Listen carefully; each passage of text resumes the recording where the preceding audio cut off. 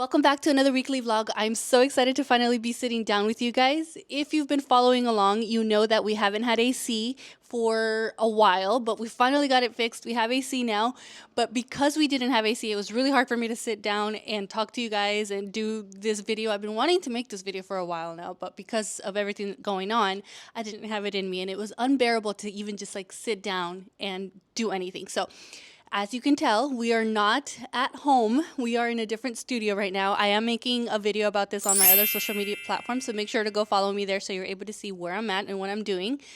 I found this studio where you can go and record and sit down and do things. So I think I'm going to be doing this more often because it's hard with the kids. So I thought we would sit down, we would talk, we would catch up on what the last year has been like. As you can tell from the title, it has officially been one whole entire year since we moved to Spain. I feel like I was just telling you guys that we were moving here not so long ago, and now it's been a year since we've been living here, which is insane. Let's catch up. Let's talk about the last year. Let's just hang out. Okay, so the first thing is I have notes right here because I want to make sure that I'm able to share everything. So let's talk about what surprised us. So one of the things that has surprised me, and I expected it, honestly, before moving here, but once you live here and it becomes your day-to-day life, you realize how important this is. And I'm surprised with how safe I feel here. Not that I didn't feel safe in the US, like thankfully we were fine. However, I am able to walk around here at midnight by myself and feel completely safe.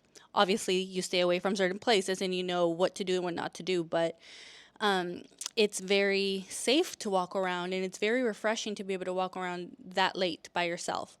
And there were a lot of fears that came along with living in the US that I don't feel here, and I'm so grateful for that.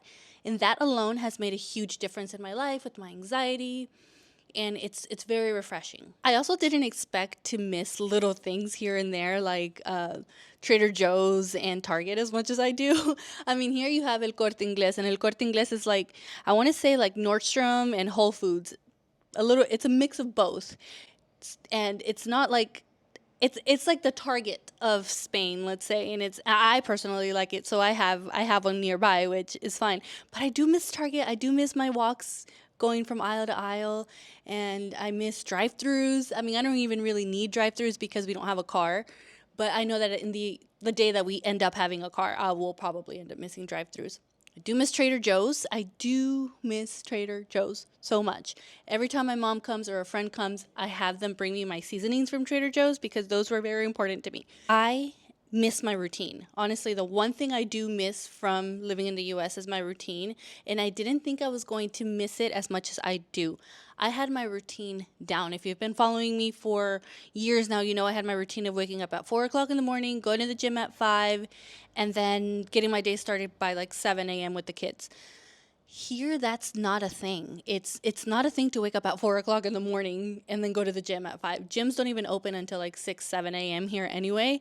So it was hard for me to find a routine, and I'm still struggling with that. I'm not gonna lie. I am struggling with that. I am trying to figure out how to incorporate my healthy lifestyle again into a Spanish schedule because the day doesn't start here till like 9, 10, 11 a.m. A lot of places don't open till then. So, you know, if I'm up at 4 a.m., what am I doing for the next 5 hours, you know? So that's been a little bit hard. So I'm still trying to figure out what I'm going to do with my gym schedule and all that. Another thing is that this actually surprised me. I did not expect to feel at home as much as I do. I have been an immigrant pretty much my entire life. I was born in El Salvador, and then I grew up in the United States.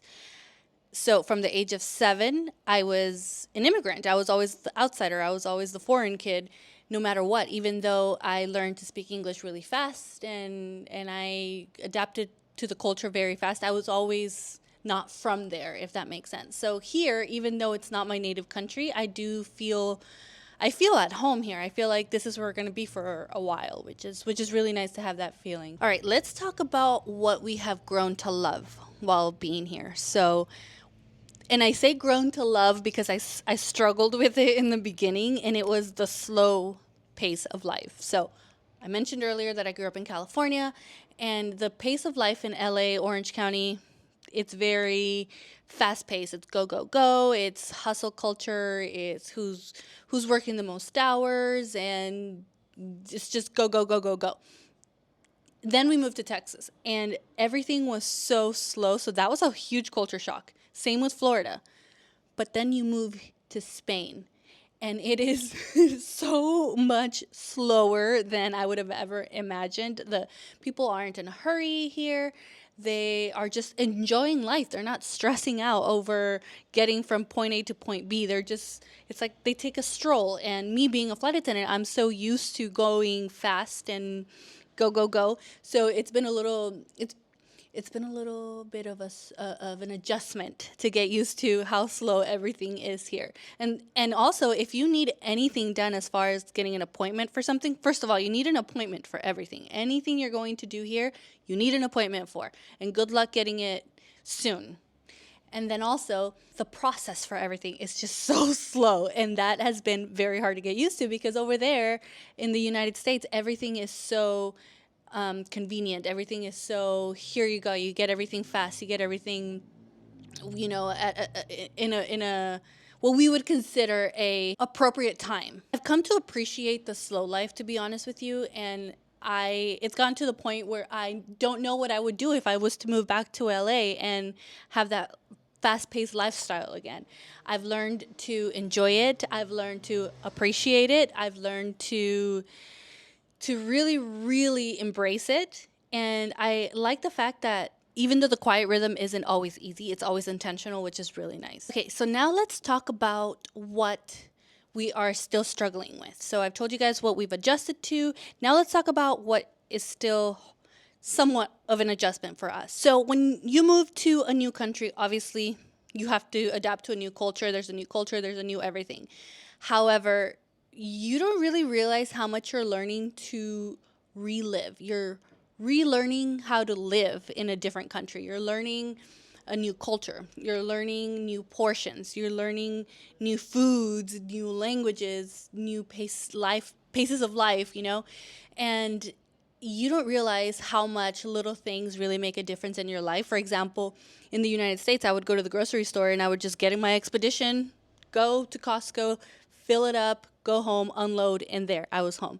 Now, if I'm going to go to the grocery store, I have to take my little cart. And this is because we don't have a car. A lot of people have a car here, but this is just our life and how we've had to adjust. So we have our little cart. We walk to the grocery store. And I know I'm not going to get everything in that grocery store. I have to go to like 2 or 3 different places depending on what I need, because it's not a thing to get everything in one place here. And then you walk, you take everything, and you load it up knowing you have to walk back with everything to your house. And then you have to go back 2 or 3 days later because the portions are so much smaller here. So we're still learning how to live like that, because we're a family of 5. We have growing boys, and they're constantly wanting to eat. Every 5 minutes, they're like, I'm hungry, I'm hungry, I'm hungry. So we're constantly going to the store, and this is new to us because, like I said, over there we could just go to the store and the food would last us 1 week, 2 weeks, depending on what we got. But here you have to constantly go. So we're relearning how to live that way. We're relearning how to grocery shop, how to eat, how to get used to different portion sizes. And it's not like a struggle, but it's something that we're learning to live with again. This is probably the hardest thing because of where we live in Spain, because we live in Alicante. Alicante is in the Valencian community. And one of the major languages or official languages is Castellano, so Spanish, or Valenciano. And we live in an area where our kids have to learn their schooling in Spanish and in Valenciano. So a lot of the times I will get communications from the teachers and it's in Valenciano. And so I'll try to translate it and it won't recognize it as Valenciano. It'll recognize it as Catalan or something else. So I found a website, thankfully, now that I'm able to translate everything from Valenciano to Spanish at the very least. But it's been hard because my kids are learning how to go from an English-speaking school to now learning Spanish, but now also Valenciano. So that's been a little bit of an adjustment. And honestly, they've gotten so much better. I am so proud of them, especially Alex, my oldest. he's 12. I can't believe he's about to be 13. So many of you have been with me since he was 5. He's about to be 13 next month, which is crazy.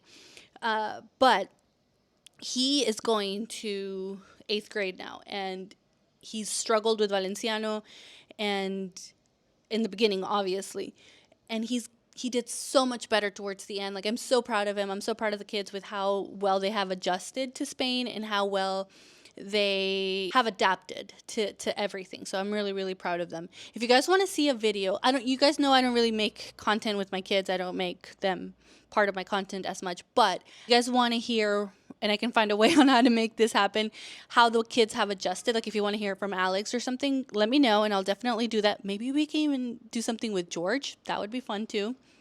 We'll see, little by little. But let me know in the comments if you guys want to see like a part 2 of this video, and then we can talk about other things. Leave me any questions, and then we'll see what we come up with. But the language has been something that has been a little bit hard to get used to.